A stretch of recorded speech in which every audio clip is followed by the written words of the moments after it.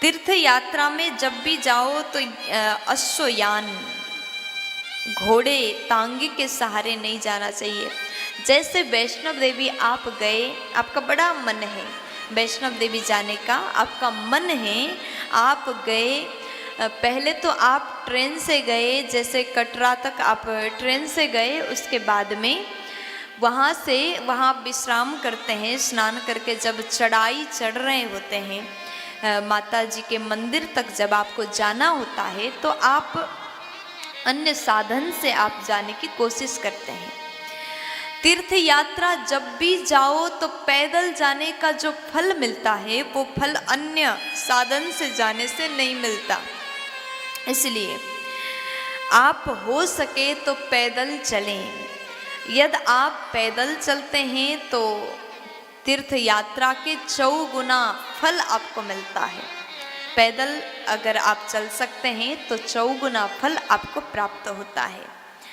कहा गया अगर आप तीर्थ यात्रा में जाते हैं और आप गोयान जैसे कि बैलगाड़ी, आजकल तो उतना बैलगाड़ी नहीं चलता, लेकिन पहले पहले के ज़माने में बैलगाड़ी, लेकिन कहीं कहीं तो आज भी बैलगाड़ी गांव घरों में चलता है, लेकिन तीर्थ में इतना ज़्यादा नहीं चलता। बैलगाड़ी के माध्यम से अगर आप जाते हैं तो गोवध का पाप आपको लगेगा, गोवध समान पाप लगेगा। इसलिए बैलगाड़ी से तीर्थ यात्रा नहीं जाना चाहिए। कब लगता है? जब आप सामर्थ्य हैं। अगर आप चल सकते हैं फिर भी आप गोयान से जा रहे हैं तो गोवध का पाप लगेगा। और उसके बाद कहा अश्वयान यानी घोड़े तांगे आदि, इसके माध्यम से अगर आप तीर्थ यात्रा जाते हैं तो ये ऐसे तीर्थ यात्रा निष्फल हो जाता है, किसी फल प्राप्त आपको नहीं होगा।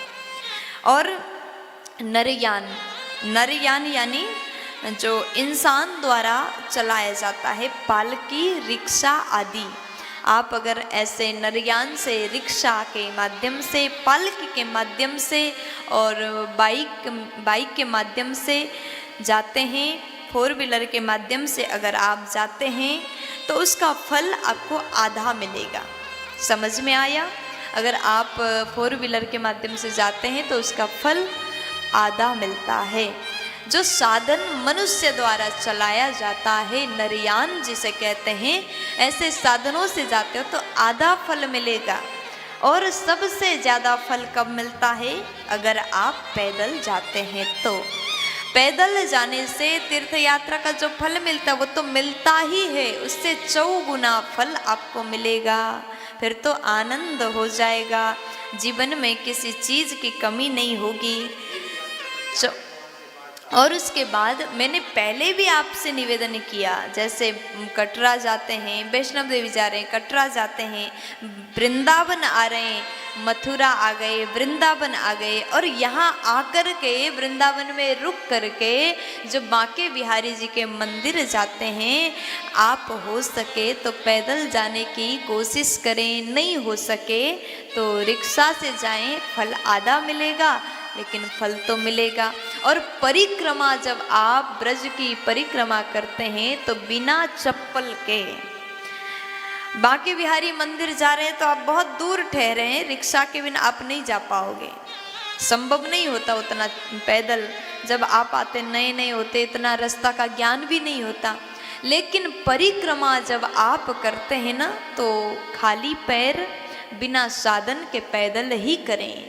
और ये बात उसके लिए यहाँ पर मुझे बहुत सारे दादी लोग भी देखते हैं, कई घरों में टीवी में खोल करके दादी लोग भी देखते हैं, तो उनको थोड़ा बुरा लग रहा होगा, हम चल नहीं सकते, आप ऐसी बातें बता रहे हैं। तो दादी परेशान मत होइए, जो बुजुर्ग हैं, चलने में सामर्थ्यवान नहीं हैं, आप पैदल नहीं चल सकते हैं तो आप साधन से जा सकते हैं।